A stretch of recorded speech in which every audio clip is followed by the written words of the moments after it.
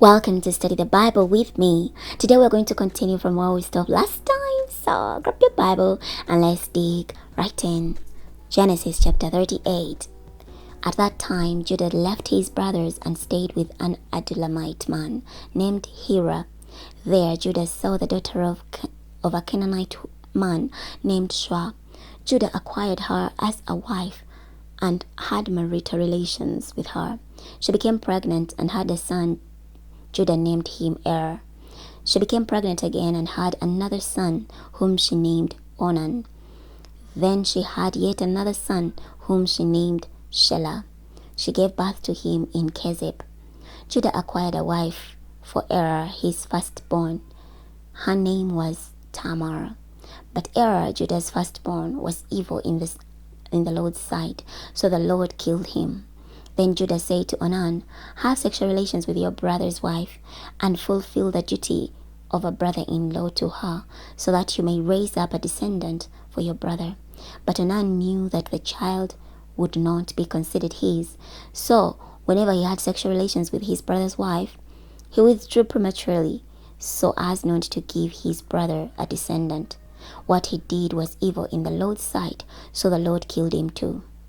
Then Judah said to his daughter-in-law Tamar, live as a widow in your father's house until Shelah my son grows up. For he thought, I don't want him to die like his brothers. So Tamar went and lived in her father's house. After some time, Judah's wife, the daughter of Shelah, died.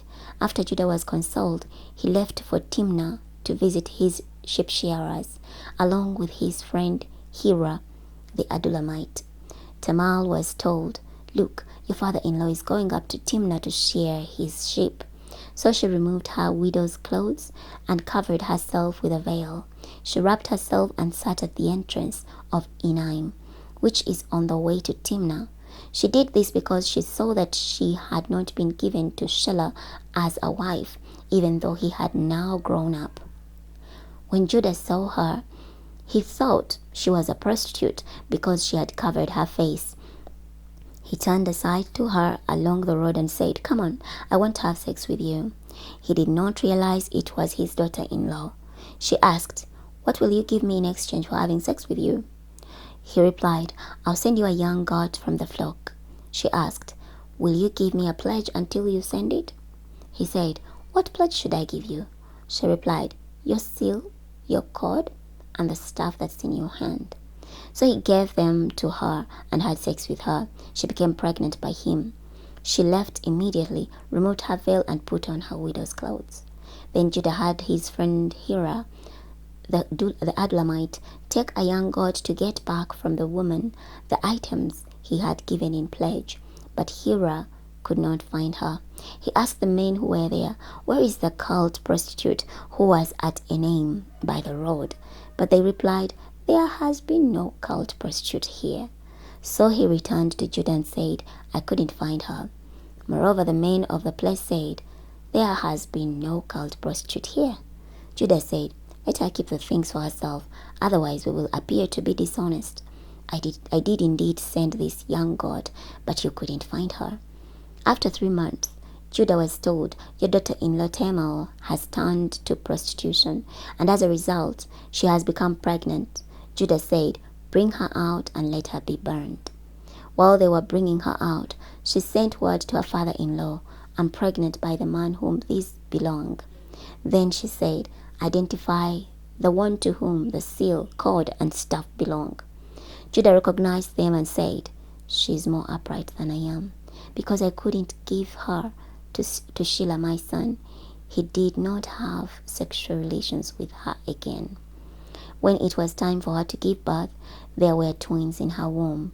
While she was giving birth, one child put out his hand, and the midwife took a scarlet thread and tied it on his hand, saying, this one came out first. But then he drew back his hand, and his brother came out before him. She said, how you have broken out of the womb. So he was named Perez. Afterward, his brother came out, the one who had the scarlet thread on his hand, and he was named Zerah. Chapter 39. Now Joseph had been brought down to Egypt. An Egyptian named Potiphar, an official of Pharaoh, and the captain of the guard, purchased him from the Ishmaelites who had bought him there. The Lord was with Joseph. He was successful and lived the household of his Egyptian master. His master observed that the Lord was with him and that the Lord made everything he was doing successful. So Joseph found favor in his sight and became his personal attendant.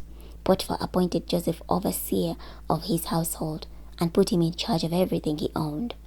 From the time Potiphar appointed him over his household and over all that he owned, the Lord blessed the Egyptian's household for Joseph's sake. The blessing of the Lord was on everything that he had, both in his house and in his fields. So Potiphar left everything he had in Joseph's care. He gave no thought to anything except the food he ate. Now Joseph was well built and good looking.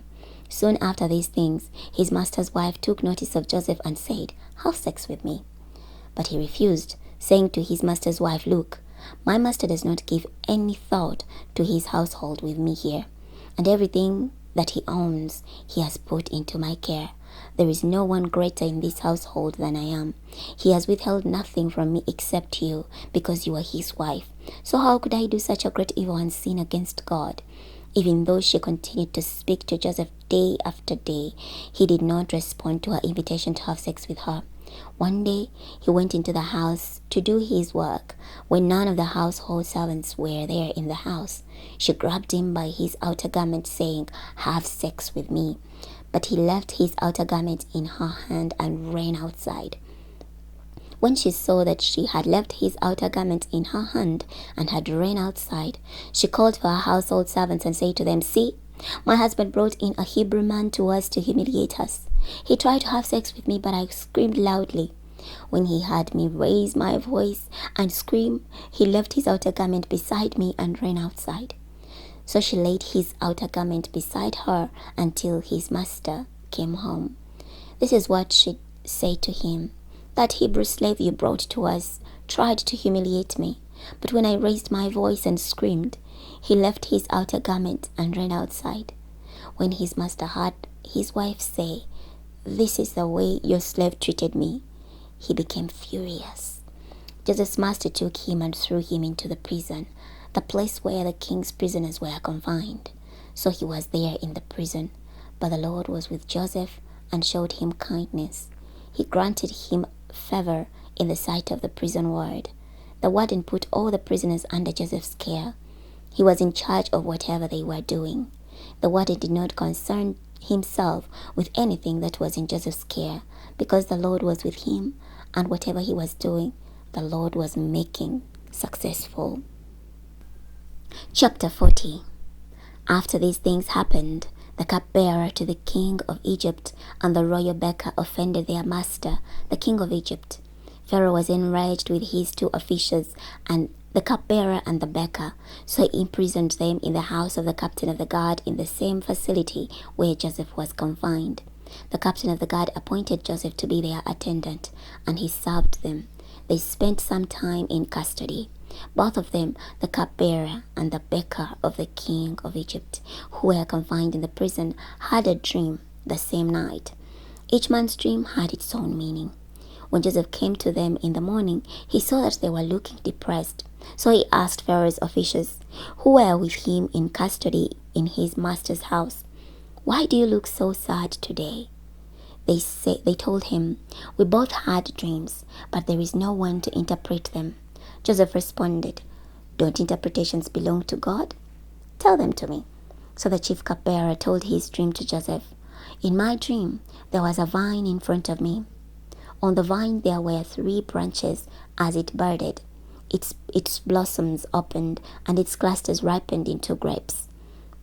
Now Pharaoh's cup was in my hand, so I took the grapes, squeezed them into his cup, and put the cup in Pharaoh's hand. This is its meaning." Joseph said to him, "The 3 branches represent 3 days. In 3 more days, Pharaoh will reinstate you and restore you to your office. You will put Pharaoh's cup in his hand, just as you did before when you were cupbearer. But remember me when it goes well with you, and show me kindness. Make mention of me to Pharaoh, and bring me out of this prison.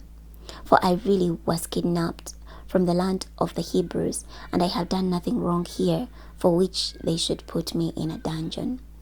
When the chief baker saw that the interpretation of the first dream was favorable, he said to Joseph, "I also appeared in my dream, and there were 3 baskets of white bread on my head. In the top basket there were baked goods of every kind for Pharaoh, but the birds were eating them from the basket that was on my head." Joseph replied, "This is its meaning. The 3 baskets represent 3 days. In 3 more days, Pharaoh will decapitate you and impale you on a pole. Then the birds will eat your flesh from you." On the 3rd day, it was Pharaoh's birthday, so he gave a feast for all his servants.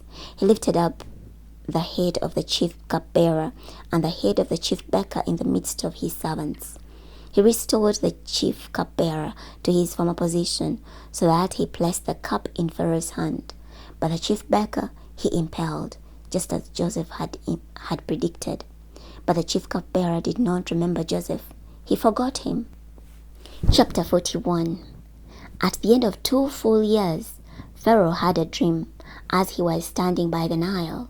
7 fine-looking fat cows were coming up out of the Nile, and they grazed in the reeds. Then 7 bad-looking thin cows were coming up after them from the Nile, and they stood beside and the other cows at the edge of the river. The bad-looking thin cows ate the 7 fine-looking fat cows. Then Pharaoh woke up. Then he fell asleep again and had a second dream. There were 7 heads of grain growing on one stalk, healthy and good. Then 7 heads of grain, thin and burned by the east wind, were sprouting up after them. The thin heads swallowed up the 7 healthy and full heads. Then Pharaoh woke up and realized it was a dream. In the morning he was troubled, so he called for all the diviner priests of Egypt, and all its wise men. Pharaoh told them his dreams, but no one could interpret them for him. Then the chief cupbearer said to Pharaoh, "Today I recall my failures." Pharaoh was enraged with his servants, and he put them in prison in the house of the captain of the guards. Me and the chief baker, we each had a dream one night. Each of us had a dream with its own meaning. Now a young man, a Hebrew, a servant of the captain of the guards, was with us there. We told him our dreams, and he interpreted the meaning of each of our respective dreams for us.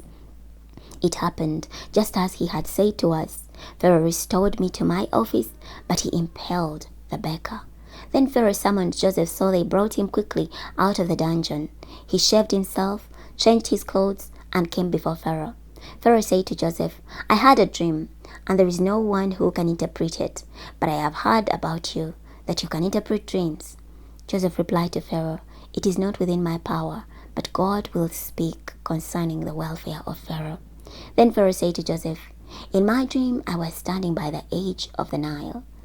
Then 7 fat and fine-looking cows were coming up out of the Nile, and they grazed in the reeds. Then 7 other cows came up after them. They were scrawny, very bad-looking and lean. I had never seen such bad-looking cows as these in all the land of Egypt. The lean, bad-looking cows ate up the 7 fat cows. When they had eaten them, no one would have known that they have done so, for they were just as bad-looking as before. Then I woke up.